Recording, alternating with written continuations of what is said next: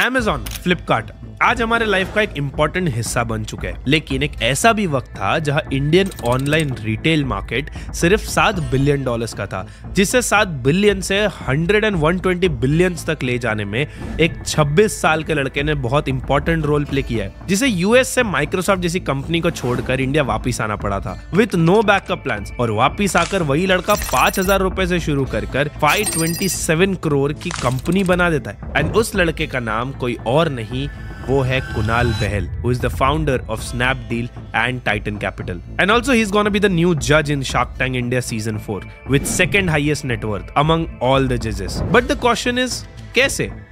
So आज इस video में जानेंगे हम कुणाल बहल की वो स्टोरी जो मोस्ट ऑफ द लोगों को पता ही नहीं है। तो अगर आप एक बिजनेस एंथुसियास्ट हो, या आप कंज्यूमर ब्रांड्स पढ़ने में या बनाने में इंटरेस्टेड हो, या आप कहीं जॉब करते हो, एंड शायद ऐसा भी हो सकता है कि आप इन तीनों सेक्शंस में नहीं आते हो, still I highly recommend you to watch this video till the end, because ये स्टोरी आपके लिए आपके लाइफ में बहुत अच्छा करियर पाथ क्लियर करेगी। So yes, let's start the 13th episode of Zero to Wealth in 3, 2, 1.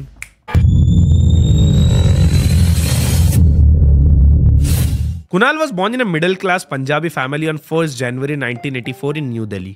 उनके फादर पहले एक कोल माइन में वर्क करते थे एंड मदर उनकी हाउसवाइफ थी। कुणाल ने अपना एजुकेशन दिल्ली पब्लिक स्कूल से कंप्लीट किया और उसी टाइम में उन्हें ये रियलाइज हुआ that he is more into business, और तभी से वो कुछ स्मॉल वेंचर्स में पार्टिसिपेट कर पॉकेट मनी अर्न किया करते थे। कुणाल के पेरेंट्स का ड्रीम था that he should get in IIT Delhi, क्योंकि उनके बड़े भैया भी IIT दिल्ली में ही थे। अब ये चीज हमारे इंडियन हाउस होल्ड में बहुत ज्यादा कॉमन है कि IIT जाओ, बड़ा पैकेज लो और हाँ, life will be settled for you. So बाकी लोगों की तरह ही कुणाल भी जेईई की प्रिपरेशन करना शुरू करता है with his friend Rohit Bansal, and Rohit का भी गोल IIT दिल्ली ही था। लेकिन why are we discussing about this Rohit majorly? Because Rohit and Kunal की ये दोस्ती आगे जाकर उन दोनों के लिए बहुत बड़े वंडर्स क्रिएट करने वाली थी, वो उन दोनों को भी नहीं पता था। Now in 2001, Kunal gave his attempt of JEE and it didn't perform well. I remember the day I didn't get into IIT, everyone was really upset in my family. I went and played 3 hours of cricket. वही on the other hand, Rohit got a good rank और उन्हें अपने dream college IIT Delhi में admission मिल गई। अब कुणाल ने JEE में अच्छे स्कोर तो नहीं किए और IIT भी नहीं मिला, एंड उसी वजह से कुणाल ने अपनी किसी पहचान के शॉप पर काम करना शुरू किया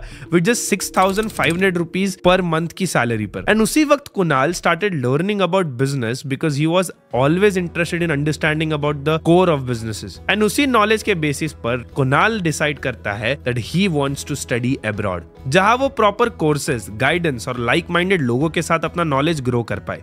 Then 2002 में successfully Kunal got selected for systems engineering in university of Pennsylvania, and after that उन्होंने एक छोटी डिटर्जेंट कंपनी भी बिल्ड करने की कोशिश की थी, जो कि लेटर ऑन बन नहीं पाई। लेकिन उसी के साथ साथ उन्हें एक उनके लाइफ की बहुत बड़ी अपॉर्चुनिटी मिली which is to work in Microsoft. But वहां कुछ मंथ्स काम करने के बाद Kunal got a very bad news saying that he'll have to leave Microsoft and USA and come back to India permanently because his H-1B visa got rejected. One day I was sitting in my office, I got a one-line email saying your H-1B visa has been rejected.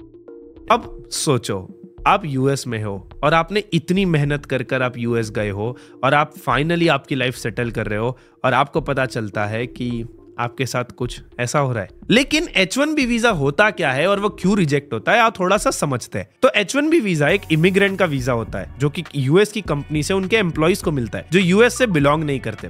इस visa से वो employ US में as a resident रह सकता है for 3 years. लेकिन इसके कुछ क्राइटेरियाज होते हैं जिस वजह से ये H-1B वीजा रिजेक्ट होता है। Number 1, insufficient documents, number 2, lack of company credibility, and number 3, quota fulfilment. And yes, this was also the reason कि उन्हें माइक्रोसॉफ्ट छोड़कर इंडिया वापस आना पड़ा with no backup plan for career. लेकिन जब कुणाल वापस आ रहे थे, he decided to meet his friends and colleagues with positive attitude, और उन सब मीट्स में से एक मीट थी विद केनेथ ग्लास, जो माइक्रोसॉफ्ट के फॉर्मर एग्जीक्यूटिव थे at that point of time. Ken ने कुणाल के इंडिया रिटर्न आने के वक्त ये एक लाइन कही थी which is let me know if I can help you in any way possible. अब इंडिया तो कुणाल आ चुके थे एंड इट वाज ऑब्वियस कि कुणाल को कुछ अपना स्टार्ट करना ही पड़ेगा, and for that he again started connecting with people. And remember, मैंने आपको स्टोरी में पीछे रोहित रोहित बंसल नाम के एक पर्सन की, जो कि उनका दोस्त था, उनके बारे में बताया था, जो कुणाल के साथ जेईई की प्रिपरेशन कर रहे थे।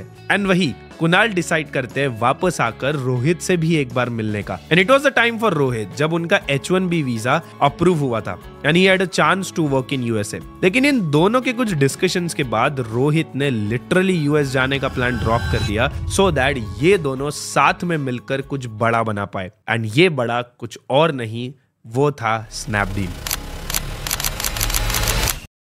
इनिशियल आइडिया ऑफ स्नैपडील कुछ अलग था। Kunal and Rohit started couponing platform which means customers तक कूपन्स प्रोवाइड करवाएंगे and customers will get benefits of this coupons from respective retailers. ये सब कूपन्स को बनाने के लिए और इस बिजनेस को इनिशियल लेवल पर आगे बढ़ाने के लिए रोहित और कुणाल ने खुद के अपने फंड्स यूज किए, but still they needed more money to actually buy a good printing machine. And तभी कुणाल को उनके फ्रेंड केनेथ ग्लास की ये लाइन याद आती है। He said he wanted to help, so I don't know what that means. Maybe just advice, maybe capital. Let's ask. और 2008 की मार्केट सिचुएशन को देखते हुए and without any second thought he gave money to purchase printing machine. But right retailers को अपना business model समझाना और customers को कूपन्स प्रोवाइड करके उन रिटेलर्स का बिजनेस स्केल करने में हेल्प करना, इस प्रोसेस के लिए टाइम कंजम्पशन बहुत हो रहा था। और इसी सिचुएशन को एक्यूरेटली टैकल कर कुणाल और रोहित ने अपना बिजनेस स्केल करने के लिए सोचा, क्योंकि अगर कस्टमर्स और रिटेलर्स को कनेक्ट कर दिया और कूपन्स को राइटली डिस्ट्रीब्यूट करना है तो only way is to go online. लेकिन अगर रोहित और कुणाल कोई एक ऐसा प्लेटफॉर्म बनाते भी है, स्टिल एक कोई भी छोटा लोकल बिजनेस अगर उनके प्लेटफॉर्म पर आना चाहता है तो वो क्या क्या प्रोसेसेस होगी, ये मैं आपको सिंपली एक्सप्लेन करता हूँ। मान लो आपकी मम्मी सेंटेड कैंडल्स बनाती है और वो अब तक नेबर्स, फ्रेंड्स और रिलेटिव्स में ही सेल करती थी, लेकिन आपने उन्हें स्नैपडील सजेस्ट किया, जहां फर्स्टली आप अपने प्रोडक्ट्स को उस प्लेटफॉर्म पर लिस्ट डाउन करोगे और एक पर्टिकुलर प्राइस सेट करोगे। बट वही ऑन द अदर हैंड अगर एक कस्टमर खुद के हिसाब से अगर ये करता है तो आपको एक वेबसाइट बनानी होगी, डिलीवरीज मैनेज करनी होगी, मार्केटिंग करनी होगी, और ये सब 2007 में करना ये एक छोटे बिजनेस ओनर के लिए बिल्कुल पॉसिबल नहीं था। इवन आज भी ये सब करना इजीली पॉसिबल नहीं हो पाता है। और ये प्रॉब्लम कुणाल और रोहित ने आइडेंटिफाई कर ली थी कि इंडिया में छोटे से बड़े काफी सारे ऐसे हाउस होल्ड्स लोग हैं जो बिजनेसेस करते हैं और उनके प्रोडक्ट जो है वो घर घर तक पहुंच नहीं पाते। सो इन दोनों ने मिलकर एक वेबसाइट बनाई जहां ये सब मैनेज कर पाए, और उस वेबसाइट में मल्टीपल इटरेशंस के बाद कुणाल और रोहित ने मिलकर एक वेबसाइट लाइव किया इन 2010। लाइव करने के बाद कुणाल ने टेलीविजन और न्यूज़पेपर के थ्रू लोगों तक ये बात पहुंचाई that Snapdeal is giving lots of coupons जिसका यूज कर people can get a lot of discount. इस स्ट्रैटेजी की वजह से धीरे धीरे लोगों ने स्नैपडील से परचेस करना शुरू किया। स्नैपडील के प्राइसेस फ्लिपकार्ट से थोड़े कम थे क्योंकि स्नैपडील के most of the retailers home ground brands थे। एंड यही बढ़ते डिमांड को देखते हुए रोहित एंड कुणाल सोचते हैं कि अब वो फंड्स रेस करेंगे और इस प्रोडक्ट को बहुत बड़ा बनाएंगे। सो इन 2001 कुणाल और रोहित ने मिलकर $12 मिलियन का अमाउंट रेस किया from Nexus Venture Partners and Indo US Venture Partners. And इसी फंड को यूज कर सिर्फ एक ही साल में Snapdeal grown from 0 customers to 10 million customers.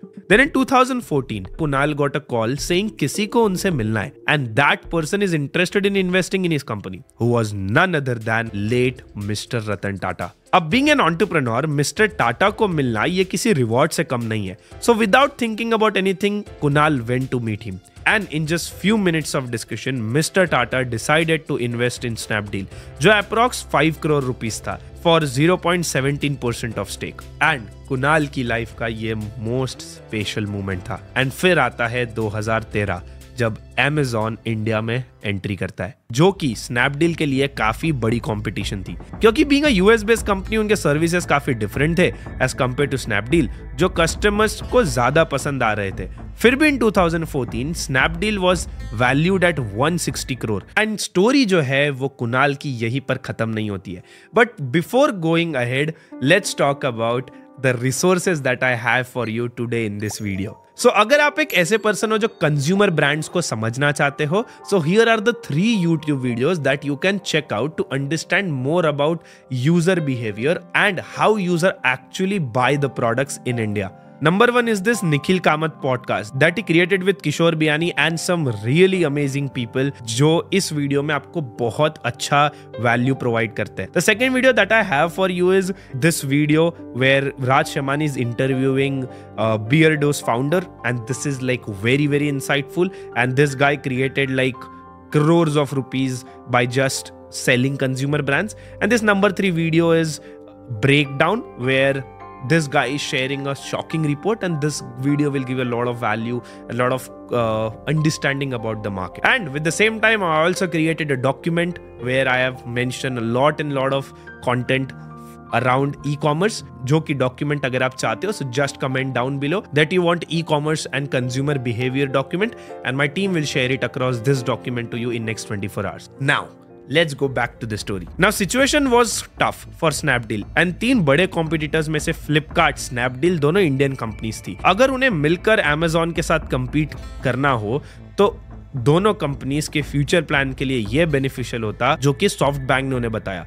And SoftBank उन्हें यह कहता है कि Snapdeal और Flipkart दोनों मर्ज हो जाने चाहिए to deal with Amazon in India. But in 2017, after long discussion for over the months, ये merge unsuccessful रहा. अभी unsuccessful plan of merging के बाद कुणाल और रोहित ने decide किया that they will create a new version of Snapdeal, which will be Snapdeal 2.0. Snapdeal 2.0 में कुणाल और रोहित ने अपने प्लेटफॉर्म को ज्यादा कॉस्ट इफेक्टिव और यूजर फोकस बनाया, और इसी वर्जन से Snapdeal का revenue grew up by 74%, which is rupees 384 crore in 2024, and उनके losses 88% से कट डाउन हुए. And as I mentioned earlier as well, Kunal का हमेशा से ये जो सपना था that he wants to make Indian household everywhere pan India, और वो Snapdeal के थ्रू एक्चुअली अब कर पा रहे थे. Snapdeal जैसी इतनी बड़ी कंपनी हैंडल करते वक्त Kunal and Rohit were also working on an amazing startup name Titan capital.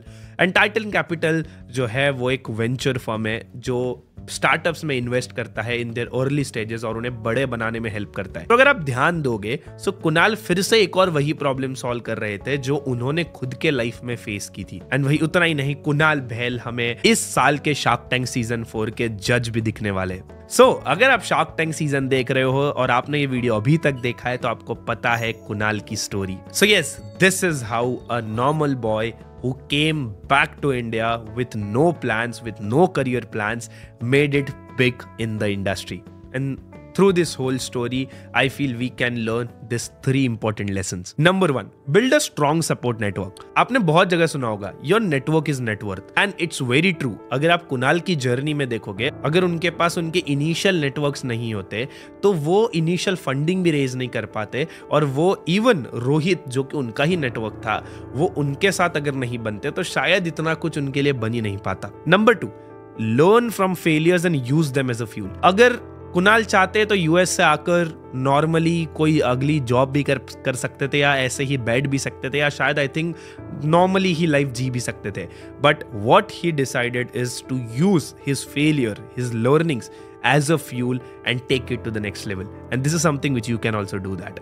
Number 3, adaptability is key to survival. अगर आप कुणाल की स्टोरी देखोगे तो एक टाइम पर वो कूपन सेल कर रहे थे जो कि एक पॉइंट पर अच्छा भी चल रहा था, लेकिन उन्होंने जैसे जैसे मार्केट चेंज हो रहा था उन्होंने अपने प्रोडक्ट को कंटिन्यूअसली अडेप्टेबिलिटी की तरफ लेकर गए. एंड जैसे अभी उन्हें एक और सिचुएशन दिख रही है दैट स्टार्टअप्स नीड इन्वेस्टमेंट, तो उन्होंने एक और कंपनी शुरू की, टाइटन कैपिटल, जो कि एक एनवायरनमेंट के हिसाब से अपनी कंपनी अडॉप्ट होती है. And this is how you also have to do it. So yes, these are the 3 learnings from this episode. अगर आपने वीडियो से कुछ और सीखा है तो हमें कमेंट सेक्शन में जरूर बताना. और हाँ, आपको अगर डॉक्यूमेंट चाहिए जो हमने बनाया है, so don't forget to comment that you need that particular document. So yes, don't forget to share this video with at least 1 person in your network so that उन्हें भी ये नॉलेज मिल पाए. और तब तक मैं नेक्स्ट वीक लेकर आता हूँ एक और नया एपिसोड जहां पर हम एक और पर्सन की इसी तरह स्टोरी कवर करेंगे. तो चलो, I'll see you in the next video. तब तक बाय बाय.